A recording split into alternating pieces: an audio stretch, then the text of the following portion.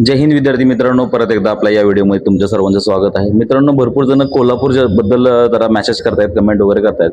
तर मित्रांनो, कोल्हापूरचं आणखी परिपत्रक तर आलेलं नाहीये, पण त्याबद्दलची आपण ज्यावेळेस त्या ठिकाणी विचारणा केली होती, तर मित्रांनो त्या ठिकाणावरून अशी माहिती मिळाली की कोल्हापूरची जी भरती प्रक्रिया आहे ती 13 तारखेपासून सुरू होणार आहे आणि साधारणतः 20 तारखेपर्यंत ती भरती प्रक्रिया चालू असणार आहे. ज्यांनी कोणी कोल्हापूरला फॉर्म भरला असेल त्याच्यासाठी खूप महत्त्वाची अपडेट आहे की त्याचं ऑफिशियल तर परिपत्रक आलेलं नाही आणखी, पण तरी सुद्धा आपल्यापर्यंत माहिती पोहोचलेली आहे की ती म्हणजे ही पण माहिती आपल्या त्या ठिकाणी जर ते 2-3 मित्र आपले काम करत आहेत त्यांच्याकडनं विचारणा केली असता त्यांनी सांगितलं की साधारणतः 13 तारखेपासून ही भरती प्रक्रिया ही सुरू होणार आहे आणि 20 तारखेपर्यंत ती चालणार आहे.